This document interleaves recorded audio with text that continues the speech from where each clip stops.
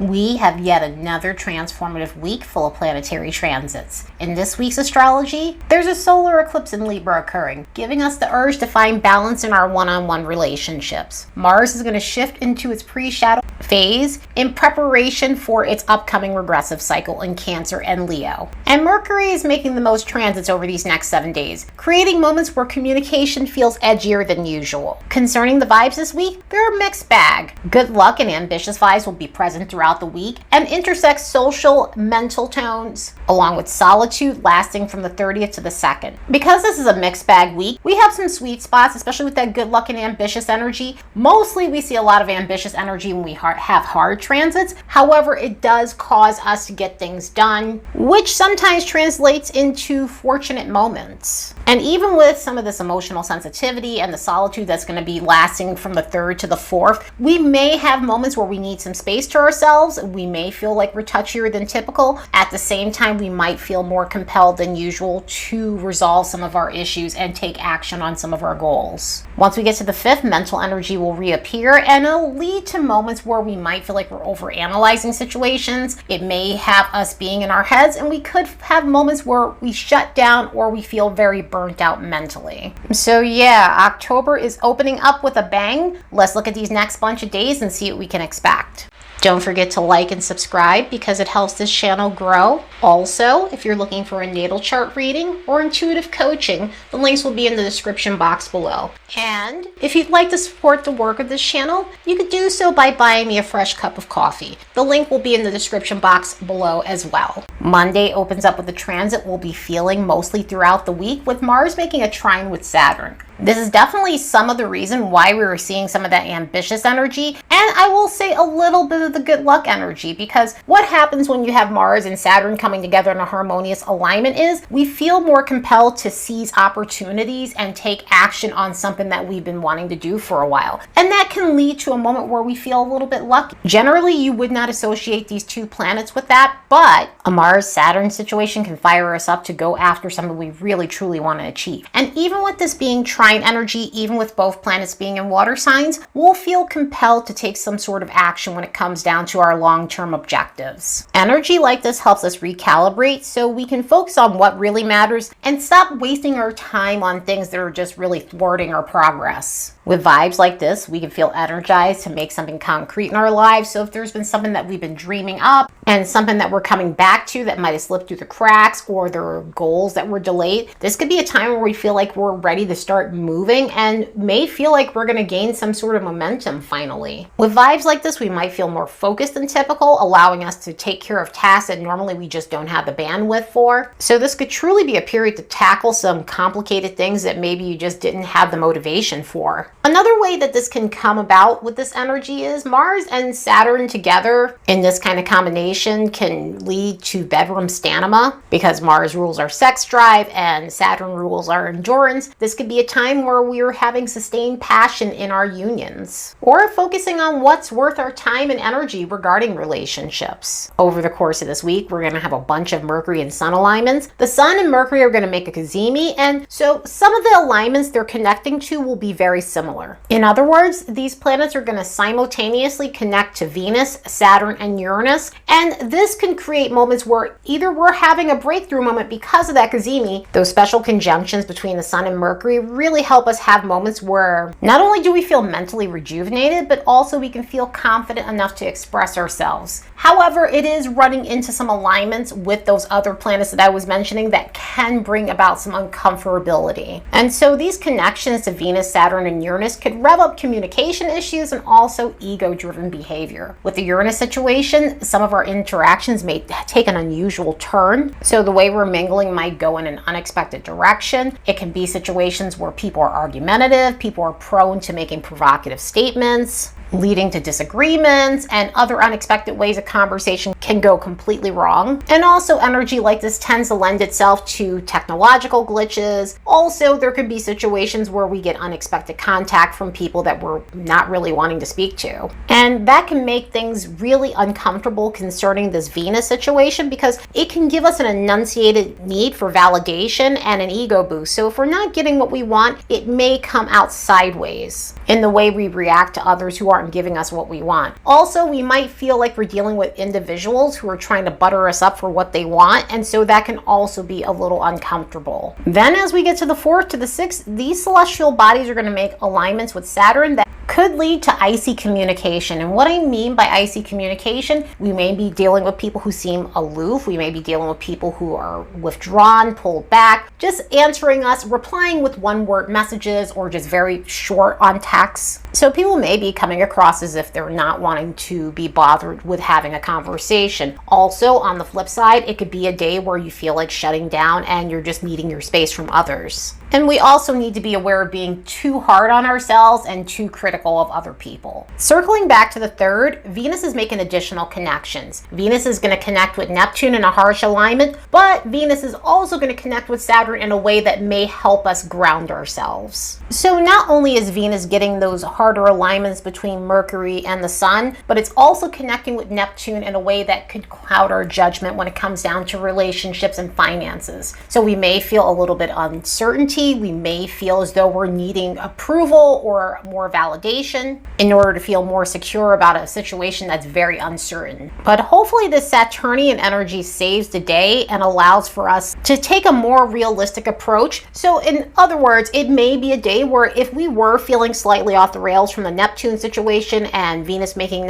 those connections with Mercury and the Sun, this could be a day where we're having more clarity of the situation. We're looking at it from a more realistic lens. We're able to ground ourselves and calm ourselves down, especially if we were perceiving something completely wrong. So if we were misinterpreting things, this may help clear up what might have been going on and what we were misunderstanding. But not only that, this Venus trine Saturn situation helps us look at our romantic situations, our one-on-one relationships from a more realistic lens, where we're looking at how we can make more meaningful connections in our lives. How can we place ourselves in situations that aren't a waste of our time? And ensure we're cultivating the right types of relationships of all kinds in order to feel fulfilled in our lives. Energy like this is excellent for committal energy, whether that's committing to a partnership, a romantic relationship, committing to something in terms of your goals, in terms of your financial goals. And so it's truly a period to cement something in your life that's worthwhile. Wednesday brings in some more transformative energies with Mars going into its pre-shadow retrograde. So welcome to the Mars retrograde season of 2024 to 2025. We've got 7 long months of this regressive cycle, starting with its pre-shadow that's happening on the 4th. And this portion is going to last 2 months. Mars is going to enter Leo on the 4th of November because we're having this retrograde in 2 signs. We're having it from 17 to 29 degrees of Cancer and then all the way up till 7 degrees of Leo. Then from December 6th to February 24th, Mars is going to be in its retrograde motion. After that, it's going to enter its post-shadow phase up until May 2nd of 2025. So we have a long extended stint of this retrograde cycle. And this is because Mars is one of the slower moving bodies. Unlike a Mercury retrograde, which, will be within that retrograde season for about a good 8 weeks, Mars retrogrades are just drawn out like that. On top of that, Mars retrogrades are pretty rare. We don't get them as often as we do Mercury. As also Venus is a rarer retrograde as well. Venus has about an 18-month cycle. Mars is about a good 2-year cycle before it goes retrograde. And so these retrogrades of Venus and Mars can feel very potent because they're not as frequent. So the rarer the alignment, the more impact it has. One of the reasons why I'm also bringing up Venus is because it is going to be in its retrograde cycle in tandem with Mars, be days away from going retrograde as Mars is going direct. So they've got about a good 6-day window where one planet is switching off of its retrograde motion and the other one is going into its regressive motion. So we're in for a very interesting window. Of course, the closer I come to that Venus retrograde period, I will talk more about that and how it will affect us with Mars being in its condition that it's going to be at that point in time. And of course, as we get to the retrograde motion of Mars, I will talk more about that. In the meantime, I'll give you some brief descriptions of what we can expect effect since now we're in that pre-shadow period, and this is a time where we should really start jotting down any themes, reoccurring themes that we're seeing going on in our lives regarding Mars in Cancer and Mars in Leo themes in our lives. So the pre-shadow phase for the Mars in Cancer version will last until November 4th. And this one is going to affect the cardinal modality. Aries, Cancer, Libra, Capricorn, between 15 to 29 degrees of these placements will feel this portion of the retrograde more than others. So if you have chart points and placements in these signs, you'll feel this regressive cycle more than others. Some of the topics that might come up during this retrograde could be personal life goals, emotional security, stability, moods, family. Your home environment might be a very prominent theme in this. There may be a theme of your protective side taking over,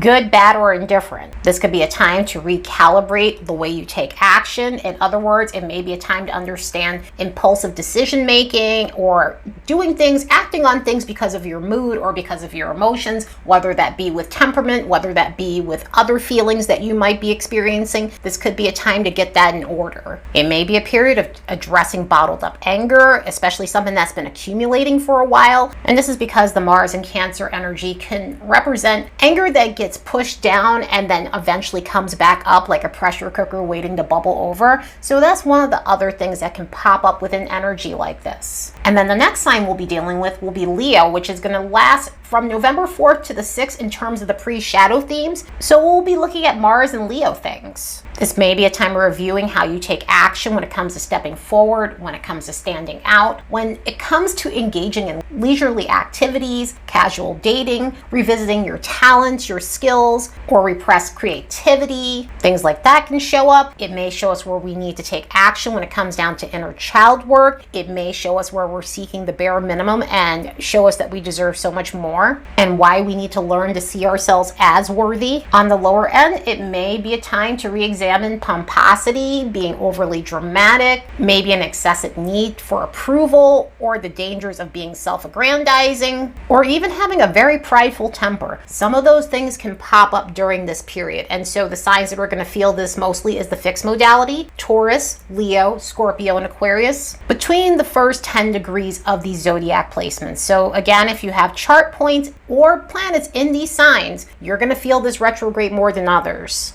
So yeah, we're in for a very long ride with this regressive cycle, and so I will talk more about that in length and get more detailed once we get closer to the actual retrograde motion on December 6th of this year. 48 hours later, a newly pre-shadowed Mars is going to make an alignment with Mercury that may create moments where we come across angry. So a vibe like this with Mercury making a square to Mars can create moments where communication comes off harsh. It may be a day where confrontational behavior seems exacerbated by already built up tension or things like that. I mean, especially with us having this Mars in Cancer, sometimes things can bubble up to the surface that might have been repressed for a while, that might have been stuffed down for a while, and it can come off in kind of an explosive way in energy like this. Energy like this could also create moments where people are taking things to an extreme in terms of the way they communicate and saying things for shock value, but also coming across as they're needing a victory. They're needing to be correct. Sometimes there are these conversations that may not be a screaming match, but you may be dealing with someone who needs to be right regardless if they're wrong. And so that can create confrontational moments as well. Another thing we need to be aware of in energy like this is we can feel extra impulsive on that day. We can feel extra edgy, and we may also have a low tolerance for just slow things. Slow things being slow talkers, slow walkers. Maybe we're waiting for a food order or something that's coming in really slow and we're starting to get agitated. So we need to be really mindful of our patience and check ourselves if we're starting to get a bit bratty about things. But if channeled correctly, energy like this can be used to advocate for ourselves, especially if we've needed to speak up and stand up for ourselves, especially if something's been bottled up for so long and it's time for you to speak out and maybe set a boundary or two. This may be useful in order to get mad enough to really say what you need to say. And sometimes we need to say what we need to say and it doesn't come out in the most graceful way, but it needed to be done because it's crucial to make sure nobody's stepping on our toes. This could also be us advocating for someone else, especially with this Mercury being in Libra energy. Maybe we're finding ourselves standing up for someone who just doesn't have the ability to advocate for themselves for whatever reason, and we're finding ourselves coming in and being that voice for them. So yeah, definitely an edgy week. Like I said, we're opening up